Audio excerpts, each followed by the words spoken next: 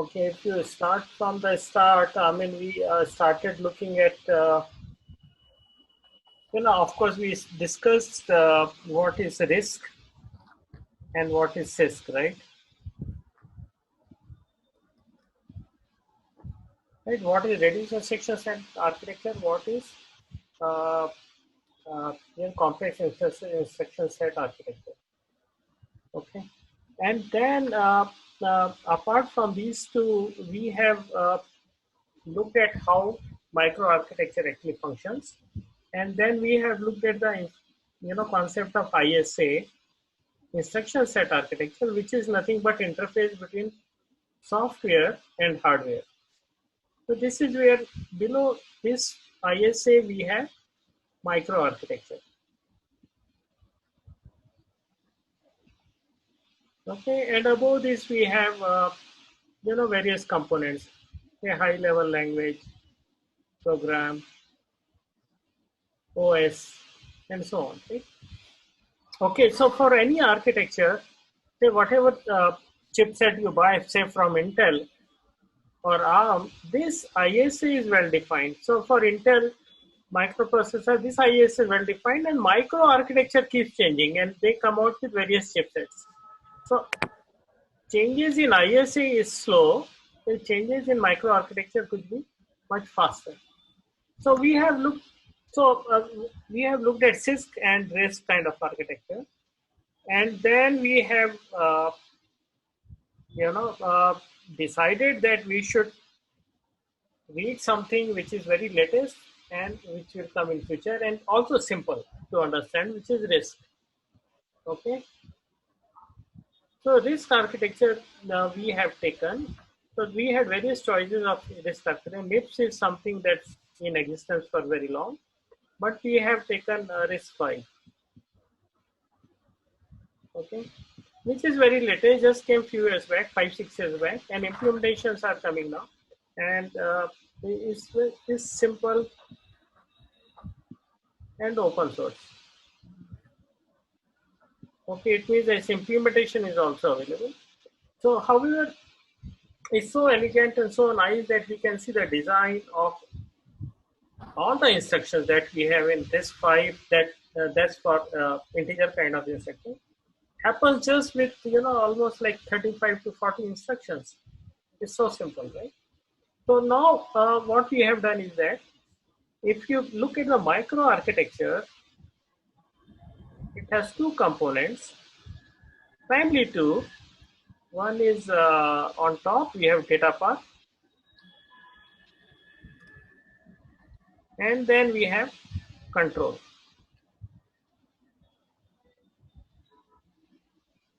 Okay, so we have looked at, now data path can be designed in multiple ways. Data path can be single cycle. It means that each instruction is executed in single cycle. It could be multiple cycle, or we call multi-cycle, or it could be pipeline. Okay. Now we have seen a diagram which shows single cycle and multiple cycle. Okay, single cycle design we have done, which it means that the max cycle should be sufficiently long for instruction to complete. It means that it should, all the 5 stages of structure execution should complete within one cycle time. Multiple cycle, we can split this into multiple cycles.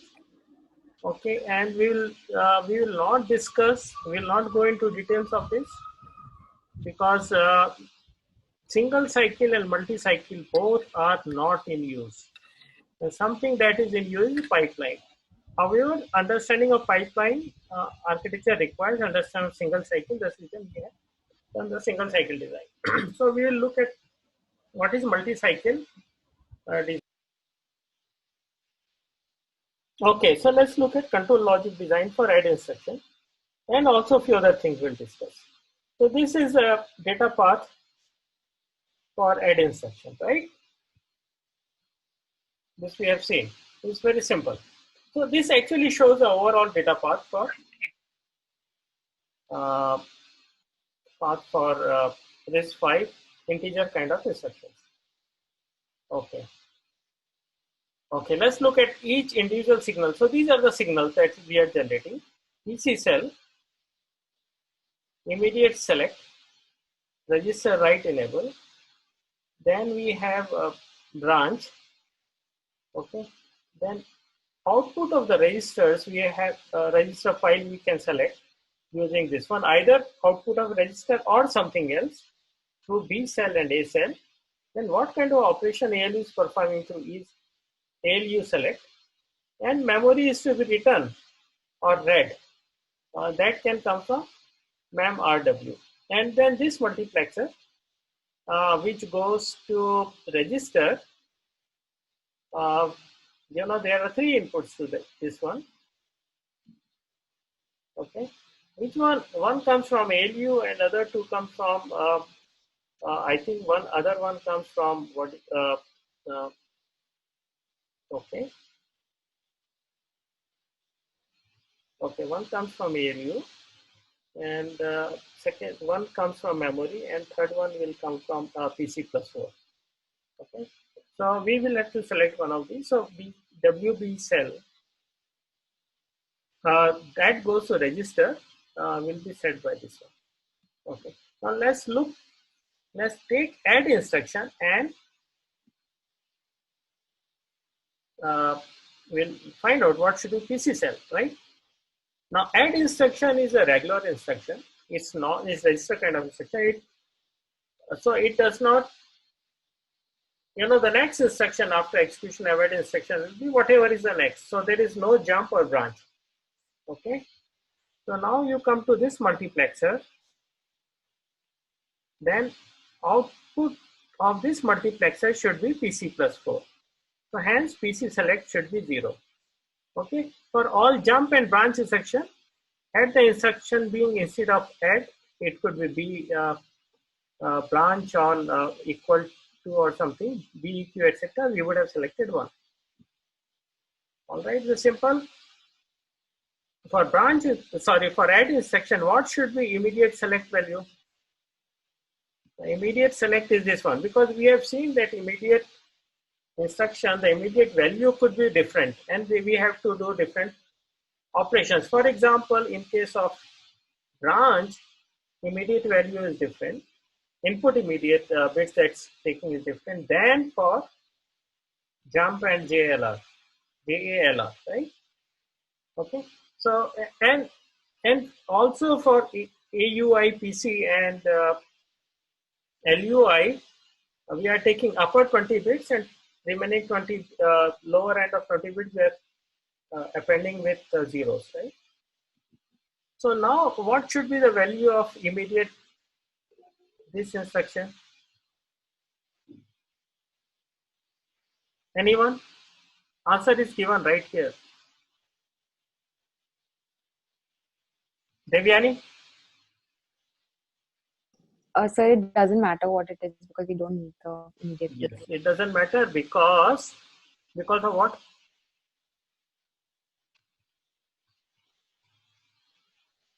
Why it doesn't matter? So because we don't need the immediate field for the add instruction. So fantastic. So whatever is the control signal here, okay, and whatever value is generated, we are not using that. Okay, we are not using that out. So multiplexer, somewhere or other we are using multiplexer. That multiplexer will not select this value, so it doesn't matter. Fantastic. Okay, what should be the value of this control signal that goes to register file? What are we doing in the instruction? We are adding two registers and then storing into third register, right? So register value is coming here. The summation is coming here from ALU. So this signal should be 1 for this value to be registered in the register, right? Destination register. It should go into destination register. So this should be 1. Okay, good. Okay, now we have seen the branch. In order to have branch, okay, for instructions like BEQ, etc., okay, or BLT kind of instructions, note that there is one control signal that goes out and 2 signals that come to control unit. Okay. All right. So in general, to control unit, we have instructions, okay, with 32 bits. Of course, all of these are not used. And there are 2 of these, which is BREQ and BRLT, I think, or BRL. Okay. All right. So these 2 signals are input to control unit and also instruction that comes. So that's all. There are 3 inputs, and there is now output from this control unit to branch 1 should be what? We don't care because we are not doing branch. Okay. Had we doing branch, or if BREQ would have been 1, then we have to do this appropriately. Okay. All right. You understand why? Because we are not doing the branch here. So the value doesn't matter. So if you go back and then see what exactly is happening, right? All Sir, right. your So this voice is is, somewhat break. pardon? Sir, sorry for interruption, but your voice is breaking somewhat. I think so. Oh, my voice is breaking. All right. So let me just change my microphone then. Okay, let me just go back. All right. Okay, all right. So branch unit that we have has 2 inputs from 2 registers, and you see that there is no only thing it does is that it generates this output. Okay. All right. So if so this will be used only if the instruction here is corresponding to branch or branching related instruction. Okay, so it means that we don't have to worry about it. So it doesn't matter. How about A select, B select, and ALU select? What is A select? From register, topmost register. Okay, this.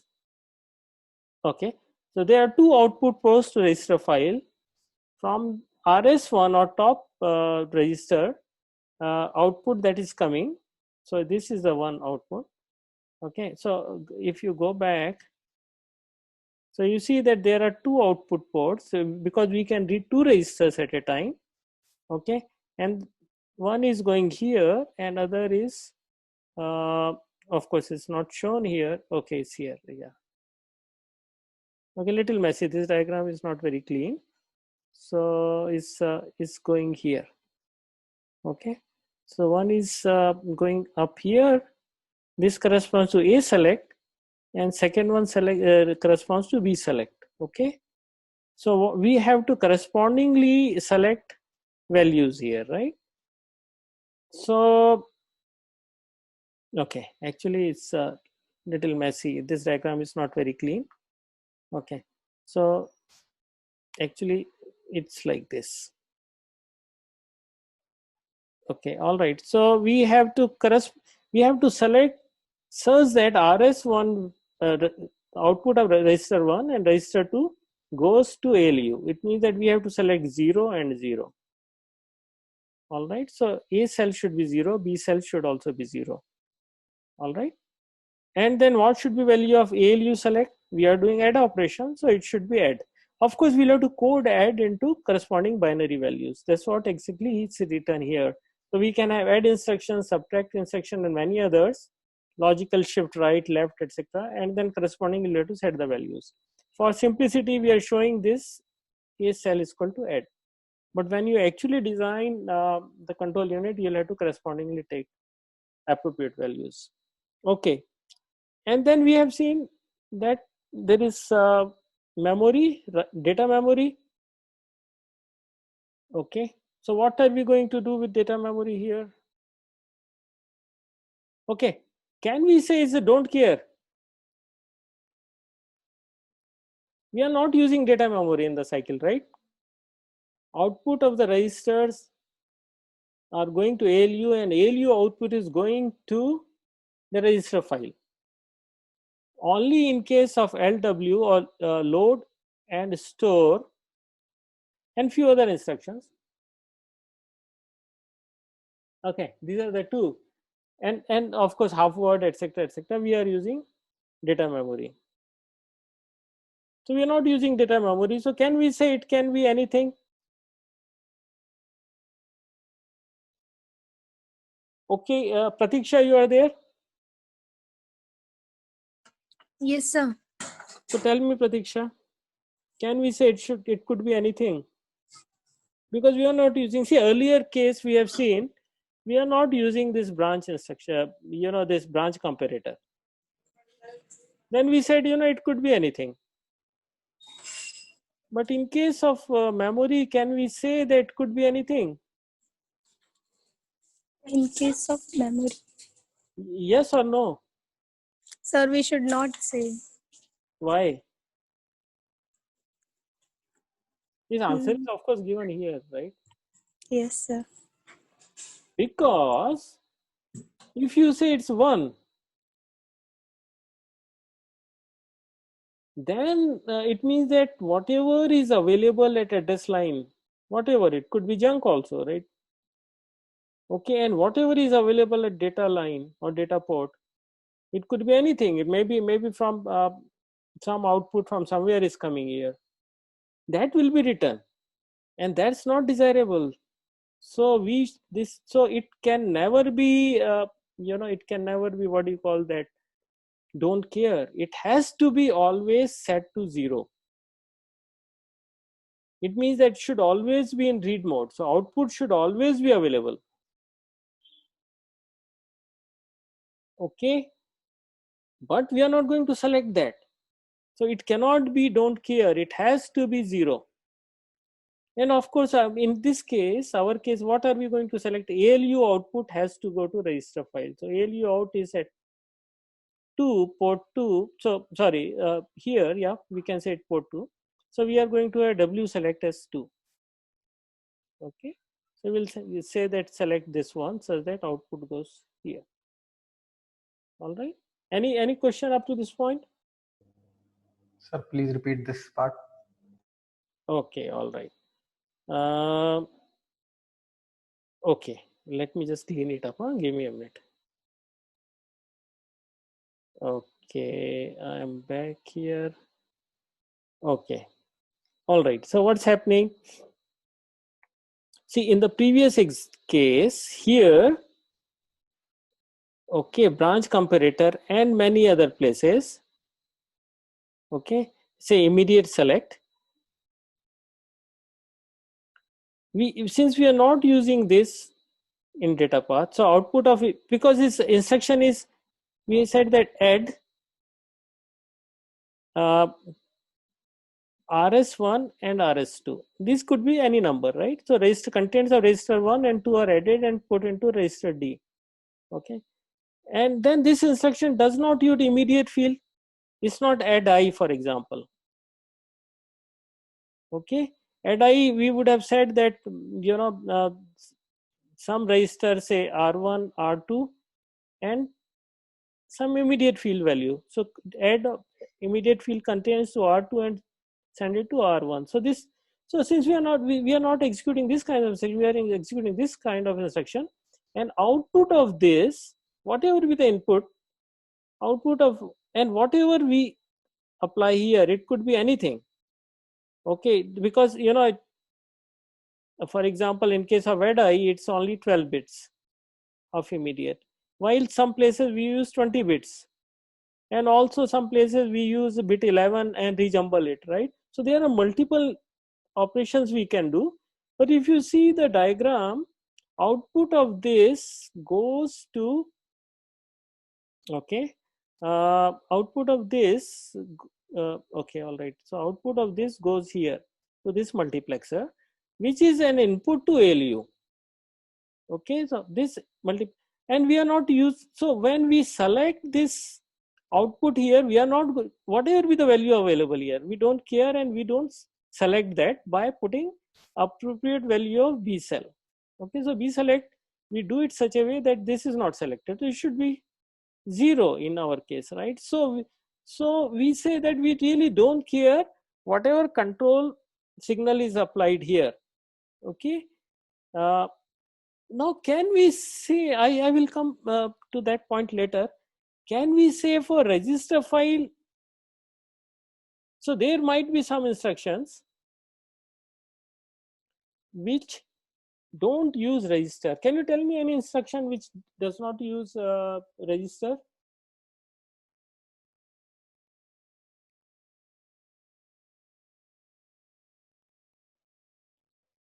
Okay. Where we have to change as a PC value? Jump instruction. Which one? Jump. Jump, right? All right. So, okay, jump which one? JAL or JALR? LR is R stands for. Only J. Like if you say only J, then. Okay. So in that case, when we generate signal, can we say this signal can be, we don't care? Can we say ever for register write enable, can we say it could be? No. It has always be in reading mode, okay, or 0. Reason is that same logic, whatever is the value available in this port, there will be something, if nothing, it can treat it as 0. Okay, and something will be in this place, corresponding to address, which memory location, which register file, I'm sorry. Okay, so if we say, if this signal is 1, then whatever is address available in that register, it will write whatever values are available here, or it could be junk, and that can cause problems. So when for memory and registers, we never use don't care, because if you say don't care and if it goes into write, whatever values are available, it will be written there. And same logic we apply here, right? That we should never be don't care. So this control signal should never be don't care. Okay. All right. I'm sorry. This one, mem RW, right? This should never be don't care. It should always be in read mode. Similarly for registers, right? So there's a point here. So mem RW, which is this signal, this control signal, should always be 0. Okay. And of course, the output of, so this output is available, which we don't take. And then ALU output we have to select. So WB cell should be 2. Okay, I hope it's clear now. Okay, so what I suggest is that for each instruction, for your understanding and practice, for each instruction, you see what control signal should be generated. What we have done so far is for add. You take up some other instruction, load word, and so on, and generate control signals and see how it works. Okay, all right. So now what are the control? Okay, all right. So what we have done is that for add instruction, okay, we have only 3 inputs that comes to control logic. So if this is a control logic, so we have seen that there are 3 instructions, three types of data it come in. First is instruction, and second is B. From comparator we get 2 input that we have studied just now.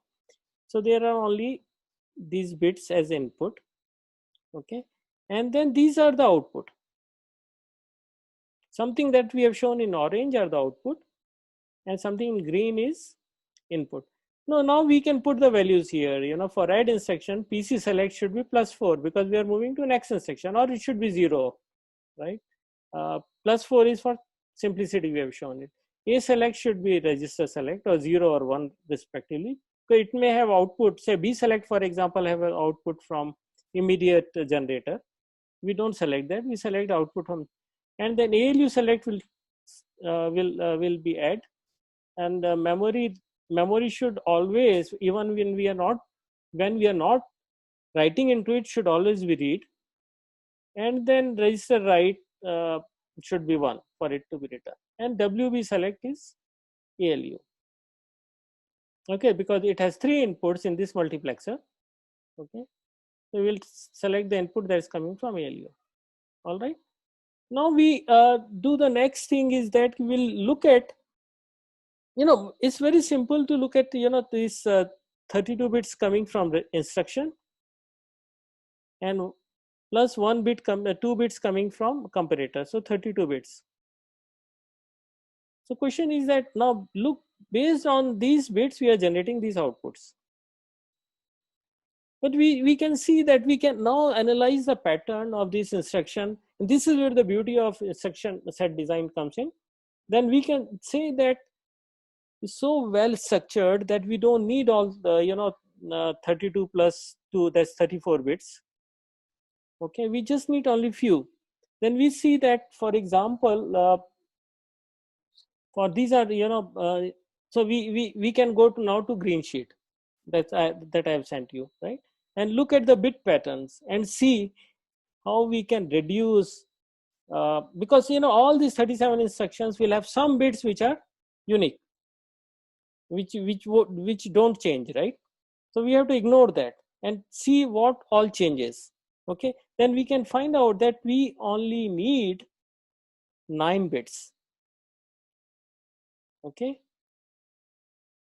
all right, using these bits. So instruction 30th bit of instruction, then 12 to 14 bits of instruction, which is 3 bits, and then 2 to 6 bits, which 2, 3, 4, 5, 6, so 5 bits, 5 plus 3 plus 1. So total 9 bits we have to see from instruction to generate these outputs, right? These kind of outputs for each instruction. We are not talking only about add, but all instructions we can generate this kind of output based on these 9. Plus we are having 2 more, right? 2 are coming from comparator. So we have seen that there are these 2 bits also. So these 9 plus 2, 11 bits are sufficient to give us this kind of table.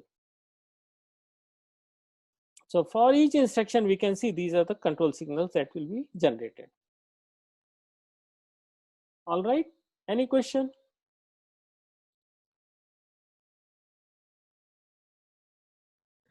Sir, I have one doubt. Yeah. So, sir, in previous slide we were using B cell for if we want to take immediate fields. Uh, So, sir, what is yeah. We select. need of immediate Yeah. cell then? So it has 2 inputs. If you see that, we can go back actually. Okay. We can just a minute. Okay. Okay. Let's go to the original diagram, so it will become clear. Okay.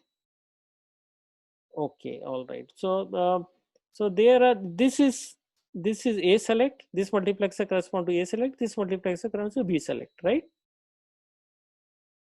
Okay.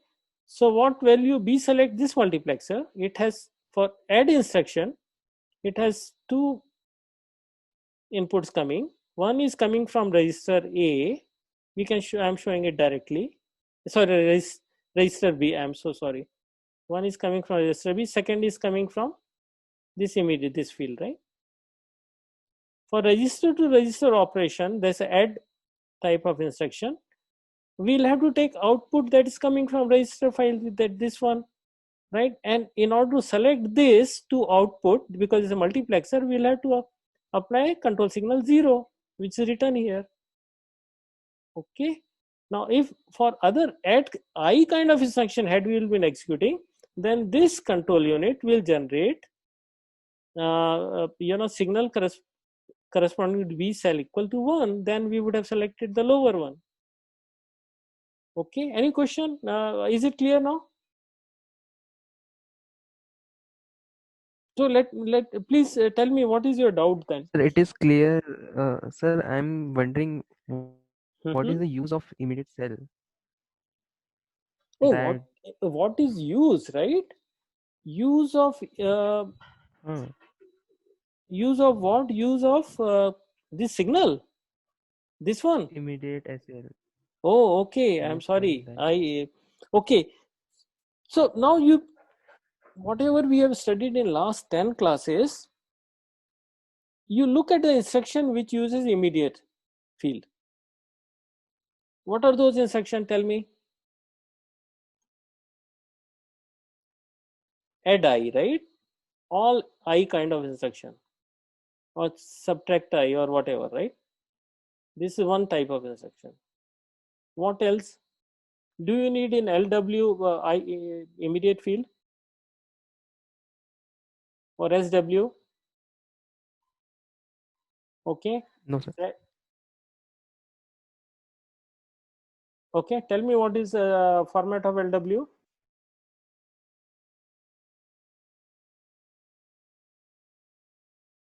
Sir, I don't remember right now. But you should remember.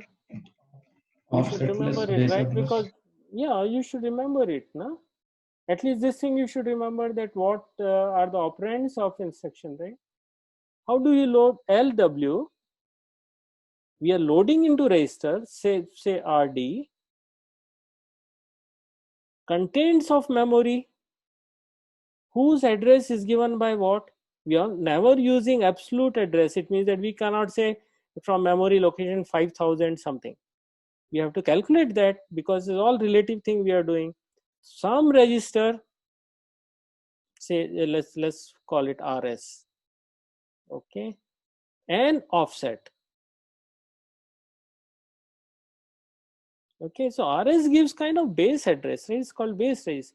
So in memory, suppose we are starting from some array is starting from some address, say 1000, then this 1000 will be stored in RS, because this becomes base. And offset, first word you will read at 1000, second word will read 1004, and so on. So we give corresponding offset, and we have seen that.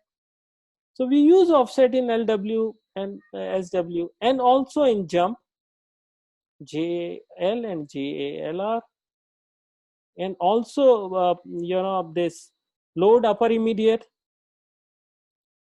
what is it called, LUI, 20 bits of instruction LUI to some register, say R, D, next is 20 bits.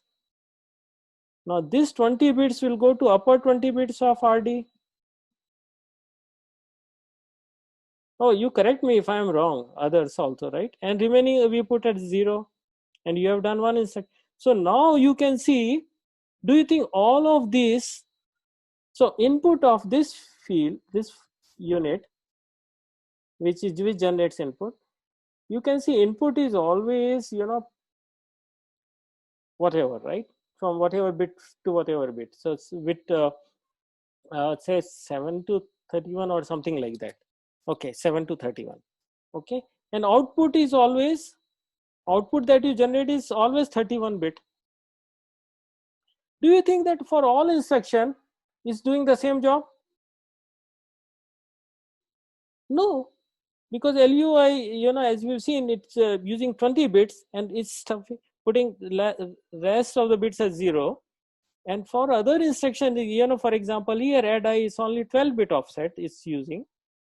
Okay, and then for others it could be different. For store and load it could be different. So that's the reason we have to give here appropriate control signal or control bits for it to know what is to be done. Because it does not have intelligence its own, right? How does it know that what I have to do until somebody tells him what is to be done? And it is only this control unit which gives appropriate control signal to this unit to tell what operations to be done. आ गया समझ में? Yes, sir. आ गया. Okay, all right, very good. Thank you very much for asking. I'm happy that you're asking, because That's right step in understanding. So we can generate this kind of table. All right, fine. All right. Now, how do we generate this? What are different methods? We have now, okay. So we are using how many we have seen? We have seen 9 of bits of instruction plus 2. We are using 11 bits. Okay, some come from instruction, and then 2 more we are using, right, from comparator. And then output is what? All these control signals that we have seen here. 1, 2, 3, 4, 5, 6, 7, 8, 9. Okay, so these are output control signal.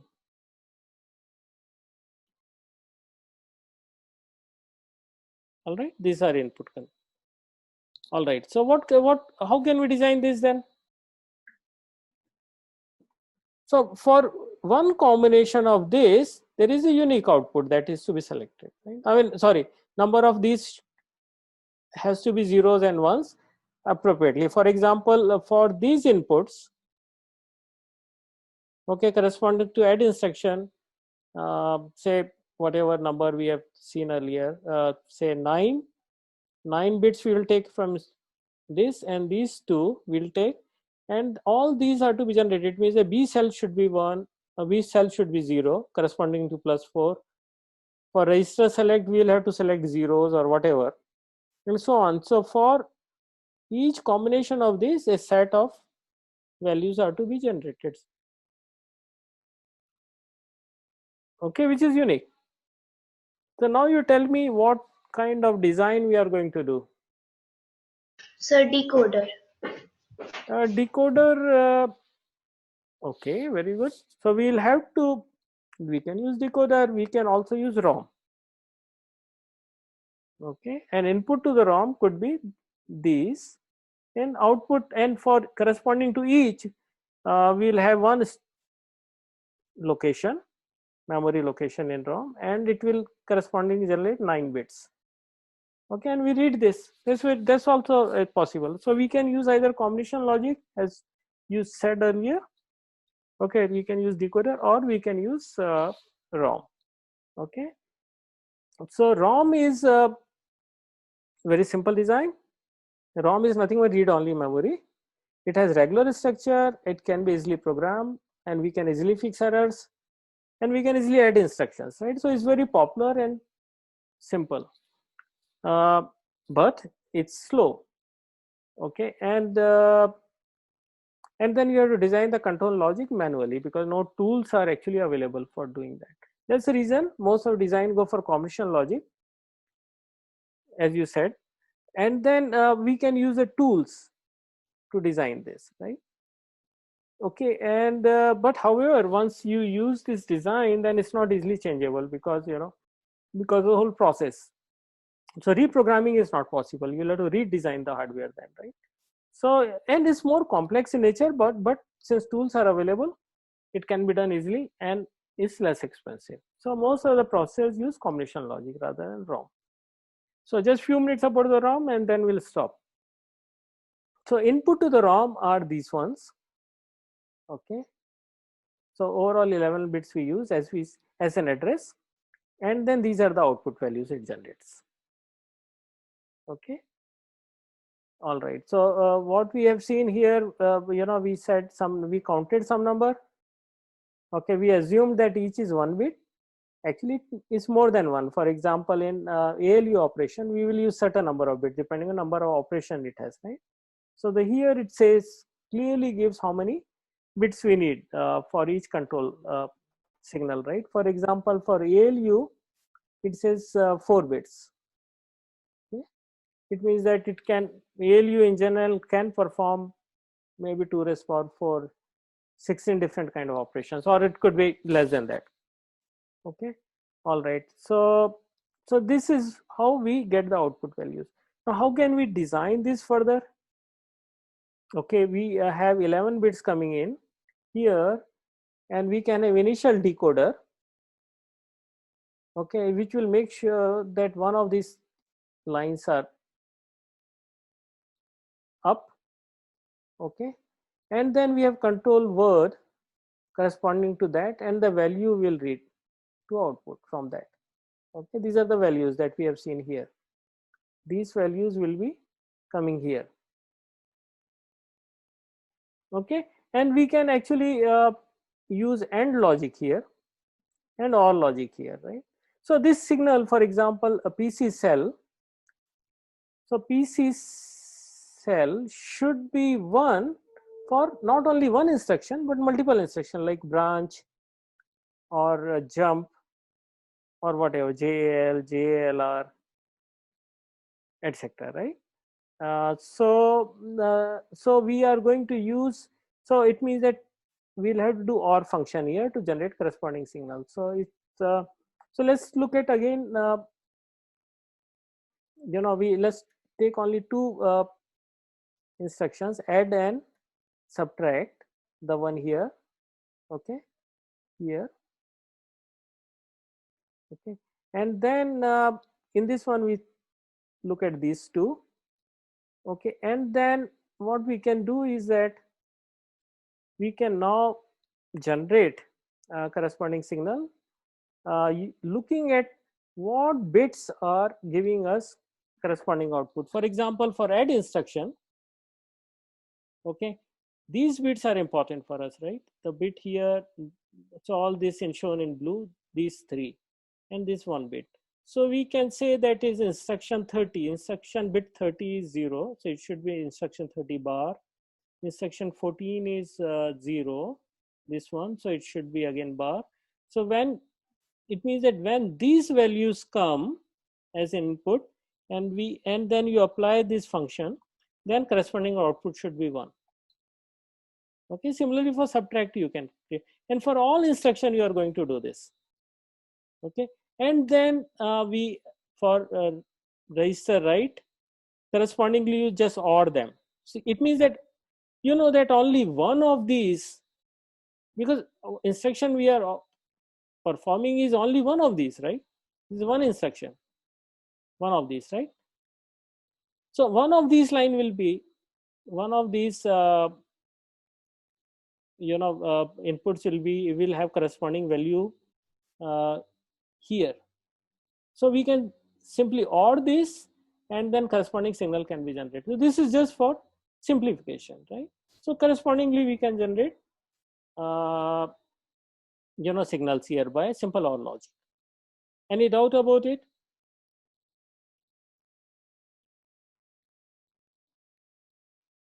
What we have shown is nothing but decoding and encoding part, right? Here we are doing decoding and then we are just simply AND logic. All right.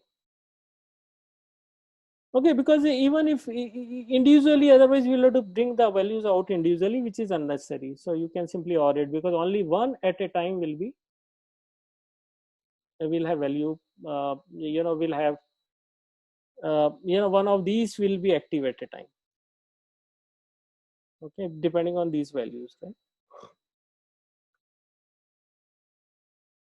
All right. So now we have completed design of data path. Another 10 minutes, let's look at what is the performance of single cycle data path, and do we need to go to multi-cycle and pipeline design? Okay, so this is the instruction timing, and we know that instruction within one cycle, all phases are to be completed. Okay, so essentially it starts soon after the rising edge and finishes soon after the rising edge of the clock, right? So between this and the one here is we have one cycle, and within that all 5 phases have to complete. And first is instruction fetch, and we can see this from here, from the timing diagram. So we have instruction fetch, instruction decode, then execute, and then memory and register write. Okay, and we can see how the values are changing in the timing diagram, and correspondingly we can say these are the times. So T instruction fetch, T ID instruction decode, T execute, memory and write. Okay, now we can put the values here.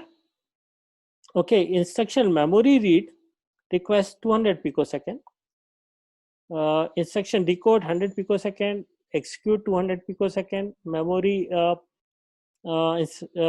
writing will take 200 picosecond, and register write back we call 100 picoseconds, and then total is 800 picosecond. Okay, these are the typical numbers. Okay, so we can say, okay, all right, and we can see that what all is being used in a cycle, right? For example, add instruction, we are using only 600 picosecond out of 800 picosecond. We are not doing any memory operation. This is not done.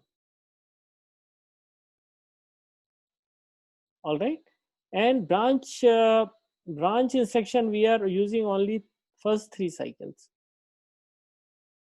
Okay, so we are using only 500 picosecond. Only for LW, we are using all 5 phases and 800 picosecond. However, it means that although there are some instructions which are taking less time, okay, we are still designing a clock based on the instruction which takes maximum amount of time. All right.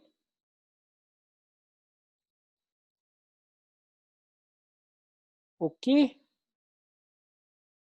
Any question?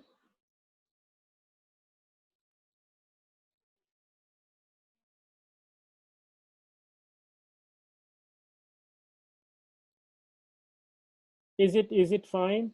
You understand it? Yes, sir. So all instructions are not using all 5 phases, and you can see it by looking at we have studied all of them now. You can go to data path and see what all we are doing. So this is the problem of single cycle design, that the clock cycle should be long enough to accommodate LW, which is very long. Okay, so now what we can see from this, yeah. So why was it necessary that in a one clock cycle every instruction is completed? Because it might be possible, because while implementing, when they have seen that different instructions have taken different time, so they can change the this thing. So Yeah, why yeah. was it necessary that? Excellent. So it's excellent question. Good. I'm happy that you're asking this. Okay. So basically that's what we are going to do next. Okay. Now we have seen what was the constraint here. Okay. So that, if you look at it, the whole logic, we have split the memory into instruction memory and data memory, because you can, in one clock cycle, you can either read or write. Okay, sorry, you can't write 2 times. Okay, that's the reason we have split this into 2 phases, basically 2 memories. Okay, and so it's not a neat design. You are right. However, if we are trying to do, we want to take advantage of, for example, why not finish this instruction add in 4 cycles or 4 unit of time? We can do so if we reduce the clock cycle corresponding to 200 picosecond. And in order to do that, we use various large number of latches or registers between various stages. Otherwise, we cannot do it. Because what's happening is that we are doing all this is in a synchrony. There is a control unit which generates these signals. Okay, and so it has to look at the maximum time any instruction is taking, because it's just generating these inputs, right? So and the timing of this is adjusted in such a way that even if instruction is doing nothing, that time slot or that unit of time will go waste. All right. So now next design that we'll take up is something that how do we actually utilize this fully. And did you note one more thing? You had a great observation. Now note, so we have different units, right? In the instruction execution, we have instruction fetch unit. It means that hardware corresponding to instruction fetch, hardware corresponding to instruction decode, then hardware corresponding to ALU, memory, and write. In one cycle, you see what are we using? How many times we are using IF? We are using only once in one cycle. Then next time we are using this block, hardware block is in the next cycle. Here, for rest of the cycle here is all unused. This block is unused. When we are moving the computation to next unit, right? Say when we are doing instruction fetch, what is IF doing is not doing anything. What is ALU doing is not doing anything. What MEM is doing nothing. So now the question is that can you use all of them all the time, almost all the time? So there's a beautiful way of looking at it, and most blocks are idle most of the time. For example, if our instruction fetch is active every 600 picosecond, and that gives an idea how to use pipeline. Okay. All right. So we are completing one instruction in 800 picoseconds. So maximum clock could be 1.2 gigahertz. Right? So what can we do? All right. How can we improve its performance? Let's look at that, right? So, and this formula we have seen earlier, right? How much time it takes for a program to complete? Okay, so the time per program is that you have written a program, say P1, which consists of a number of instructions, and how much, and we are running and is terminating, program is terminating, and then how much time we are running, we are taking to run this program is nothing but number of instruction it has. Say let's assume it has 1000 instructions. So we'll take 1000 instructions into, on an average, number of cycle per instruction. Okay, how many cycles it will take per instruction? In our design just now what we have done, it will take one cycle per instruction. Okay, and what is the cycle time? Okay, so now we have to play with this and see how can we improve our design. Let's come to the first one, number of instruction per program. Okay, here what does it depend on? How you have written the code, right? It depends on your algo. Okay, so it depends on algorithm. It depends also in programming language, whether written in C or some other language, or maybe in assembly language. Finally, it converts into assembly and machine language, right? So the same program that you write in say C language versus write in Python, finally convert into same machine instruction could generate different number of instruction. Also, it depends on compiler.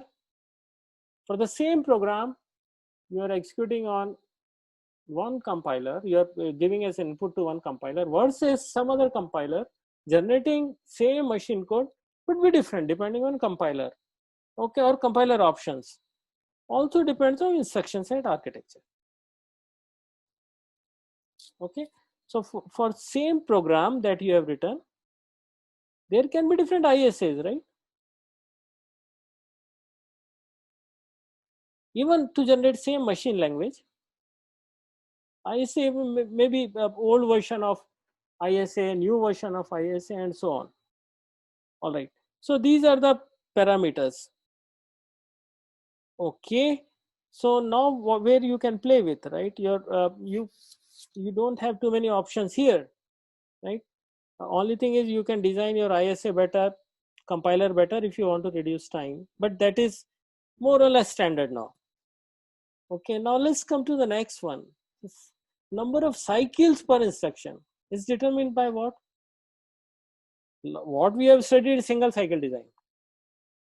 Similarly, we are studying multiple cycle design and pipeline design, right? So now how we actually implement ISA, it totally depends on that, or microarchitecture. For example, complex instructions will have, like in say Intel instruction, it will take multiple cycles per instruction. Okay, and then there is something called superscalar architecture, which we'll study later. It does more instructions in one cycle. Okay, so, and third one is the frequency, all right, or cycle time. Now cycle time depends on what? Processor microarchitecture, right? It's a critical path. Critical path is nothing but worst kind of delay, okay, between two store element or state elements. Now can we, now this is very important, because can we reduce critical path by having multiple latches? Yes. Okay, and of course it depends on cycle. We can reduce with technology. I mean, if you use better technology in cycle time, we can use higher clock. And also we have studied the power budget. Lower voltage will reduce transistor speed. Okay, so now in order to reduce the cycle time, we'll play around now how to reduce in general cycle time, and how to actually improve overall performance by overlapped execution. So this is one simple example, and we have seen these examples earlier also. Let's take one task, which is image compression. There are, and we have written a program for that. Okay, and then we are running it on two processor A and processor B. Now processor A, this program is converted into 1 million instructions. In processor B, corresponding machine instructions are 1.5 million. Okay, and in order to execute one machine instruction, processor, it takes 2.5 cycles. Wherein this takes 1 cycle. The clock rate is 2.5 gigahertz, which is faster. Okay, you can see that processor A has less number of instructions and clock speed is higher. Then you will, think that this processor should be faster, but that is not. Processor B is faster because of one thing that we have not discussed, is that average cycles per instruction here is 1, whereas in this case is 2.5. It means that here is Intel kind of processor, which is very complex instruction. How did you find out is a complex instruction set? Because number of instructions here for same task is more. It means that each instruction is doing more number of, more work, okay, more computation. Okay, but it's also taking more cycles. Each instruction is taking more, which is 2.5 times more cycles. Although it's running on faster clock, but yet overall time taken is higher than for processor B. Okay, all right. Now one simple question to you. If we reduce the time a program takes to execute by pipelining our CPU, and you understand pipelining now because we have studied this in brief, which factor will shrink? It means that there are, if suppose there are 5 units, first instruction is when first instruction comes, it uses first unit. After 1 second, in the second clock cycle, first instruction is here, and second instruction starts using this unit, right? And so on. So which of these factor will reduce? Instruction per program, cycles per instruction, or time per cycle? See, instruction per program doesn't, so you have written Cycles per instruction. cycles per instruction, will it reduce or increase? Increase. It will increase. We are asking about shrink. So only time per cycle will shrink. Okay, because what happens is that when you are creating pipelines, then you are using large number of cycles. Instead of a single cycle, instruction is not completing one cycle, but is completing in more than one cycles, right? Say 5, for example, 5 cycles here, and each part that we are doing in single cycle in one cycle, sorry, one say instruction fetch we can do in one cycle, decode we can do in one cycle, so we'll need larger number of cycles. But time per cycle will reduce, because for example, we can split that whatever work we were doing into instruction fetch, for example, and we can put a state element here, and the instruction decode we can do and put a put a say buffer or register here, or a state element here. So as a result of that, this will be your worst case delay, okay, or critical path. Similarly, this will be critical path. So in this way, your critical path is less, so you can run this whole thing at faster speed, right? Your clock speed can go up, right? All right. So that's all about single cycle data path design. We'll not discuss this again. Okay, so what we have covered is control logic design part. How can we design control logic? Although we have not gone into too much detail, okay, how to design combinational logic circuit and ROM, but I'm sure you would have done that kind of you would have covered these topics in your earlier course. Okay, and then we have looked at add instruction and then we have seen how we can generate control signals for that. Okay, and then we have studied performance of single cycle data path design, and we have noticed that all instructions are not active in all the phases, and this becomes motivation for going for pipeline design. All right, so that's all about today. Any question?